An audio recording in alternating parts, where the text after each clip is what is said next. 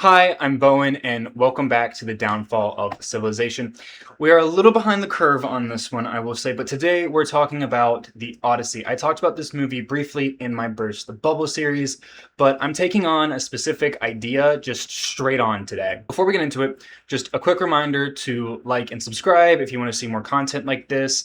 Also, please give your thoughts in the comments throughout the video. Just keep it respectful. And a disclaimer, none of this is an accusation against any one individual. Rather, it's an accusation against the evolving, shall I say, anti-West agenda that leads to the circumstances that brought about what I'm going to go over. So, Christopher Nolan's The Odyssey has been a hot topic in the culture war for quite a while now. And yes, arguing over the arbitrary nature of race swapping or having a trans character is actually entertaining for most of the population. But there is something a little bit more, I'd say, insidious underneath all of this when it comes to this movie. There is a narrative present that I think is designed to undermine the foundations of the West. And like I said, I don't think Nolan did this intentionally. I think this is simply a side effect of the evolution of culture as it is just sort of, I guess, spread out from this sort of point forward. So the Odyssey is a work by the Greek writer Homer, who was quintessential. Like, this man is fundamental to the development of ancient Greek society, also known as the Hellenistic world. Some of these ideas even define the very nature of religion within the West itself at this point. So if someone was interested in undermining the West, ancient Greece would be the place to target. That would be the place to start. If you wanted to destroy what it meant to be in the West and the identity of the West, you would target ancient Greece to start with. Also Rome, probably Persia as well. But, we're talking about ancient Greece today. So the first and possibly most destructive attack is not a casting choice. It's not a cinematography choice. It's not even the style of pants. It is a script choice. In the original Odyssey, Odysseus's Achilles heel is his pride. It drives him to set off on his voyage to Ismarus. It is his pride that causes him to stay too long there. It is his pride that causes him to tell Polyphemus his name, shouting out exactly, Cyclops. If anyone asks who blinded you, tell them Odysseus, sacker of cities. And then, of course, from there, Poseidon learns the identity of the attacker, of Polyphemus, and then, of course, you know what happens next. And if you don't, go read the original Odyssey. It's actually a really good story. His pride leads him to slaughter the cattle of Helios, and his pride is his flaw, ultimately. But it's also the lesson. There is a lesson to be built in hand in his pride when it comes to the Odyssey. When he returns home, he does not immodestly announce himself. Instead, he waits. And this is important because in the Odyssey, it shows change and an adoption of some modesty by Odysseus. And then, of course, at this point, Athena praises him for his intelligence and ability to conceal his emotions, showing cunning and patience becoming his more defining virtues rather than the pursuit of personal glory forged in pride that had been motivating him. He learns this from the consequences of his experiences as well as from the advice he gets from Circe. He endures the sirens while being tied to the mast and accepts that he cannot fight Cecilia. Instead, he sacrifices 6 men because resistance would have destroyed everyone. Both of these are examples of him learning to let go of his pride and learning from experiences and changing as a character. In these, he doesn't seek direct conquest as the answer. Rather, he exercises the use of methods that could be taken for weakness in the pursuit of a greater goal, letting go of his pride, and just like what Athena praises him for, becoming somewhat more cunning and patient instead of just, charging ahead. Nolan destroys all of that. The lesson is gone. The significance of certain events is eroded. Instead of pride fueling Odysseus after leaving Troy, he's weakened, suffering from PTSD. And this isn't just a simple rewrite. it changes the entire story. It drains meaning from many of his actions. It makes conversations and events less impactful. There's no lesson to be learned from the wrath of Poseidon. Circe's wisdom is muted. His reunion with his wife, even, where he is different, more a humble man. He accepts her skepticism. That impact, that reality, is watered down by this seemingly simple rewrite, changing Odysseus's identity and emotions, leaving Troy from that of a prideful man to a man suffering from PTSD and somewhat, I guess you could say weaker. It changes the whole story. He's not a man anymore who has learned a valuable lesson to be shared with the consumers of the story. He's not an example of change and the strengths of that change. Instead, he's made weak, influencing observers to accept that weakness. It erodes the very foundation and influences of the Odyssey itself, and it sort of takes away and contrasts from the impact that those influences would have had on Greece and the wider Western world, even to this day. It is thanks, in part, to this story that humility is so important to the West. It is this importance that makes the humbleness of Christ impressive for his time, because, of course, it would have been a value at the time, but, of course, most people didn't follow it based on the story of Christ.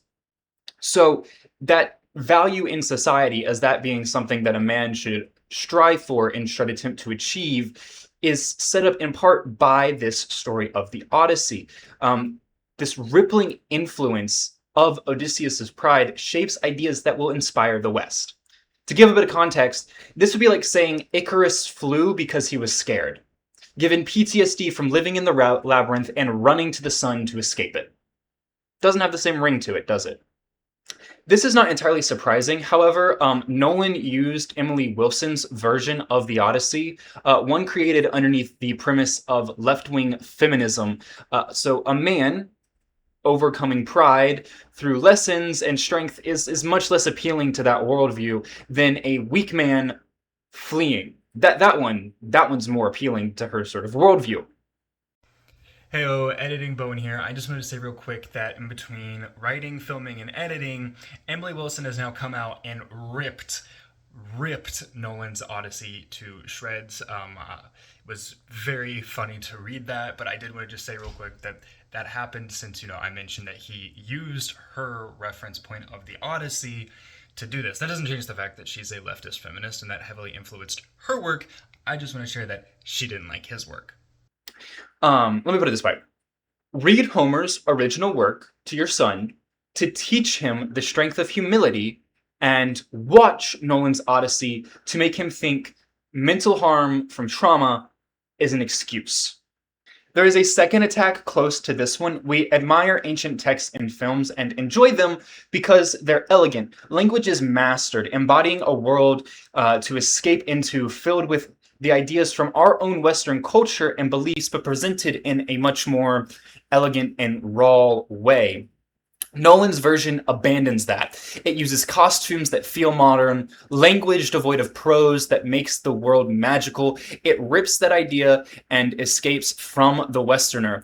A consequence of postmodernist corruption in Hollywood, the progressive modern liberal erasure of tradition. It becomes acceptable to put Greeks in pants and have language like bro in a movie set in the Hellenistic world.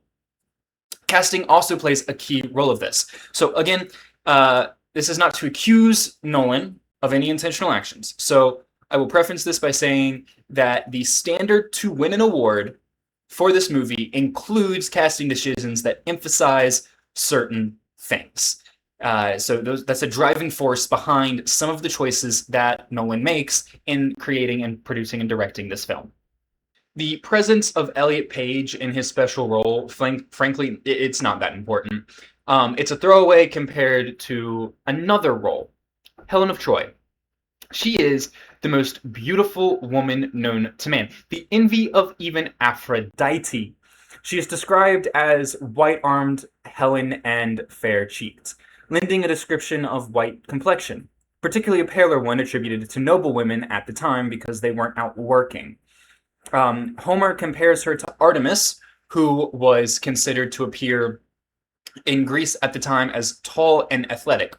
Artemis is then later described as narrow-waisted and long-legged and small-breasted. So, very athletic-looking woman. And of course, she is later depicted with long hair, a straight nose, and almond eyes. Helen's later depiction follows this, but also adds blonde hair and lighter eyes to Helen's appearance. It is also important to note that Helen and Achilles are related through Zeus. Helen is the daughter of Zeus and Leda. Achilles is the great-grandson of Zeus. Through Zeus to Achaeus to Peleus to Achilles. Helen is Achilles' great aunt. This is important because Achilles is clearly described as fair-haired Achilles. The Greek adjective used commonly meaning blonde, golden-haired, light-haired, or tawny-haired. So he's blonde. Zeus and the majority of his lineage are also interestingly described with blonde hair and white skin. Some notable examples include Apollo, Artemis, Hercules, Perseus in earlier traditions, and Dionysus as well even. Both of the last two are commonly depicted with more brunette hair, but in certain eras they are blondes. They're all given light-haired depictions. So, given the odds, Helen, just from a, shall we say, supernatural family tree, is likely a blonde. And then, of course, we can look at real-life information to sort of determine what she would have looked like and what would have been considered the most desirable traits in Greece at the time, to then attributed to what is supposed to be the most beautiful woman in the Hellenistic world at the time. Given the real-life genealogical record, we know that the Greeks were white and did often possess fair hair in some instances. They were part of the larger European genetic group, with ancient Greece populations carrying a mix of WHG, EEF, and some WH ancestry. If you're wondering what exactly those are, I will put up a blurb somewhere on screen that kind of just gives the names. But they also had a high frequency of haplogroups. This is the more interesting one, including mtDNA, H, J, and T, along with N1A, and Y-DNA of G2A and J2. What does this mean? Well, with this, resulting appearance would be, for hair, dark brown, being the most common, and then medium brown being possible, and then lighter shades also popular. Eyes are going to be most commonly brown, with hazel and green possible, and blue eyes possible. Skin is going to go from a light complexion all the way to an olive complexion, with a wide range of variations between those 2 points within the population. The face is going to be medium to narrow nose, with pronounced bridges amongst the population, with a little bit of a varying in size. And then you're going to also have oval or elongated facial structures, and moderate amount of facial hair in males. You're probably picturing that in your head, and you're picturing something that looks a lot like a Mediterranean European. By the 8th century BC, when Homer wrote his works, a considerable amount of genetic material from Bronze Age Aegeans, Anatolian populations, and Indo-European speaking steppe region-related groups would have entered the Greek gene pool. This would have shifted things more towards hair being a darker brown, black sometimes, medium brown, lighter browns, and the occasional blonde or reddish color. Eyes would have been brown, hazel, green, and blue. Skin, again, light and olive with a bronzish, tannish complexion, and light brown to fair skin in some individuals with high variation. Face and body, again, would have remained appearing oval to moderately longer faces, strong jawlines in males, prominent noses, often straight or slightly aquiline, so not wide, narrow noses, straight line. And moderate brow ridges, thick facial hair common in adult males, generally a more taller population on average, with a more robust skeletal system and increased muscularity amongst the population. In Greek society at the time of Homer, rare traits were the more desirable traits. Proportionality was also considered deeply desirable amongst the Greek population. So, what does that mean? Well, let's look at the traits primarily given to mythic figures of high power, because those are going to be the traits that are considered the most desirable. And again, if we look back at the genetic information I just went over, they align with the rarest, least common traits. So, like I said, these traits were often given to mythic figures, especially those meant to be particularly attractive, meaning Helen being blonde, light to white-skinned, and blue-eyed would have been considered the most deeply desired appearance amongst the population. And remember, she's supposed to be even the envy of Aphrodite. Why does anything I just went over matter? Well, Nolan cast a sub-Saharan woman for the role to meet quotas for awards. While less destructive than the changes to the themes of the Odyssey, it still breaks the story. The Greeks never would have found her attractive. To the standard of Helen, no, not even close. Call it Eurocentric. It is, however, just a fact. Actually, Greeks described people from the sub-Saharan regions and slightly lighter complexions other than sub-Saharan with being burnt-faced. Not a very flattering depiction, honestly. But what Nolan probably didn't know, and what most of you probably don't, is that this casting choice, casting Helen as a sub-Saharan woman, actually lends itself to a deeply disturbing narrative that most people aren't aware even exists. Afrocentrism. This was initially aimed at placing African peoples at the center of discussions around the history of Africa, but in some groups has evolved to be something much more disturbing. It involves the corruption and confiscation of Anglo-European, Indo-European, and really any non-Sub-Saharan African, white or European groups into their history, including those of Persia and ancient Egypt. This often occurs primarily attributing these regions of history to sub-Saharan groups with no evidence that it belonged to these sub-Saharan groups, and more often than not, vast amounts of evidence indicating that it did not belong to these sub-Saharan groups. To sort of give you an idea of what I'm talking about, I'm going to insert a few debunk videos. They're going to be sped up for the sake of time, just so you can see what I'm talking about.